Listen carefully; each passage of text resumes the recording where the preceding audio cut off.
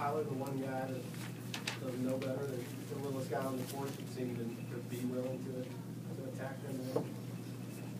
No, I think we got a bunch of guys. I've got a good team. I really have a really good team, and I have 9 guys. I'm going to continue to platoon. I'm not changing. If a game unfolds like this and I do something different, I'm trying to win the game. I'm going to do it. If one of the guys, like Willie against Texas, plays that well, I'll leave him in.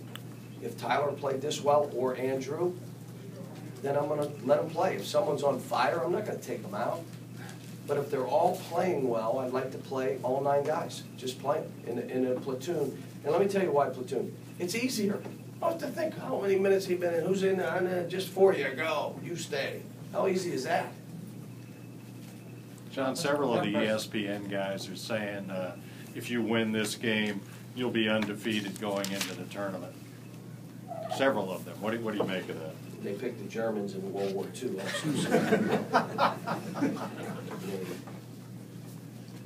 I know. I'm not. Look, the good news is we got another break. I got 9 days to get my team right. We got to put in a different zone because we're going to face some different things. I want to put in a different rotating press. I want to do some different things offensively to try because we have time. And I really want to give Dom and Derek an opportunity to see if they fit into that 10-man rotation, either one. But they have to elevate their games to do that because I'm not taking minutes away from these 9 when all 9 deserve minutes. If those 2 raise their game, then we'll go back to playing 10 guys. John, how impressive is it that your guys saw this as the last hurdle? No, there was some disappointment. Willie was disappointed. Andrew was disappointed how they played. Aaron wasn't exactly happy about how he played.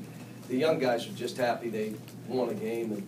And again, you have to think about this. You're coming in and you all and everyone else has made this like the end-all game. And these young kids came in here and performed. They weren't rattled. They stayed focused on the court. And the game was physical. That was more physical than the Texas game, and I didn't think that was possible. John, if you would have secured a commitment from Emmanuel Mudiay, is it safe to assume Ulyss probably wouldn't be here?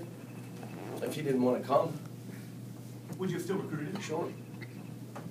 Coach, what does it look like this team for the team's confidence? I have a pretty confident team. Here's what my issue's been. And I've been on these guys. I was hard before the game. And my point was, I don't want arrogance. I want a swagger.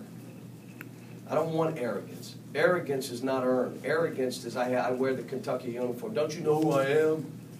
That's arrogance. A swagger is you work so hard, you spend extra time, you have demonstrated performance, Kansas, UCLA, you demonstrated performance, and the third thing is you trust your teammates. Now your team has a swagger. They know they can count on, everybody's countable on the team. I want a team with a swagger. I don't want an arrogant team. And I've been pretty vocal and been on, especially these young guys, because they mumble under their breath. They're like my son. What?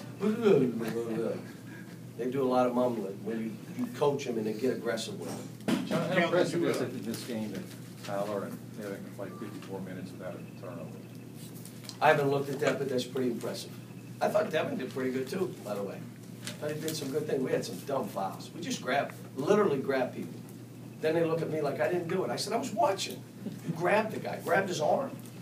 So, but those 2 played good. John Louisville had 1 assist. I mean, is that just you getting in the passing lanes or a product of what you were talking about earlier? Oh, we were trying to get them to shoot. Jumpers. Yeah. And then that meant we spread out and we took those passes and they had to take, most of the stuff was going to be on the bounce, which means you don't get an assist. Cal, with all this size, did you expect to be this good defensively? I wasn't sure, but I knew with Willie and Marcus Lee, I didn't know Carl would block shots like he did and does.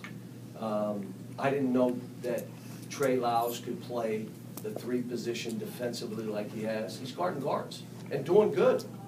I did not think Devin Booker could guard the way he's guarding.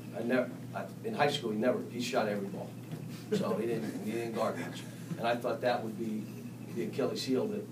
And then the other guy was Tyler because of his size, but it hadn't seemed to bother him. John, what was the source of, do you think, of Andrew's problems? Was he trying too hard? Was it something Louisville was doing? They're not machines. They're not computers. Told him, man, I love you.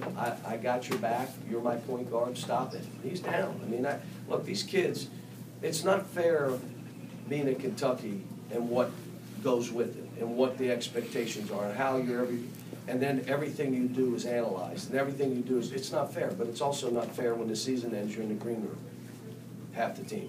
That's not fair either. So I tell them all the time, it's part of what you want to do this is what it is.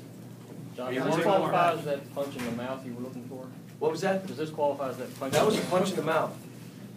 That one was on the, about right there. Are you worried about not being challenged enough for the rest of the season that you can get the Oh, we'll be improvement challenged. you You don't understand. Every game we play is sold out. The students are lined up at 1 o'clock. Every team we play, you might as well not look at stats. We played Columbia. They shoot 21% from the three. Yeah, they made 4 fours to start the game, and we're down 11-0.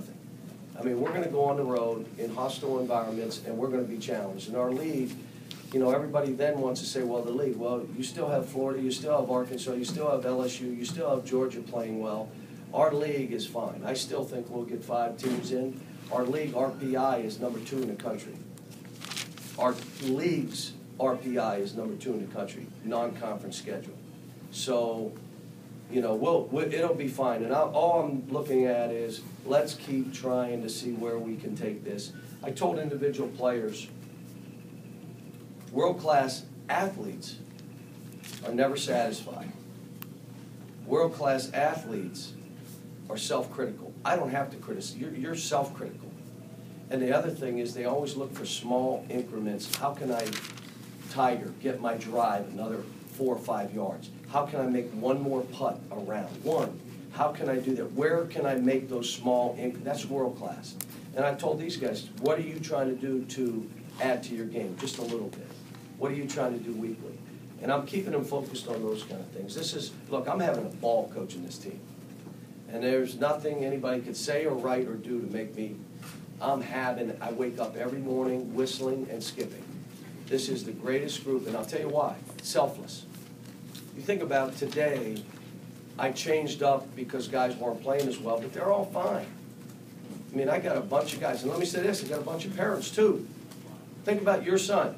Your son is a top 10 pick and he's playing 20 minutes a game in a college. You'd be happy? Oh, you'd be doing backflips. That'd be so nice. Think about it.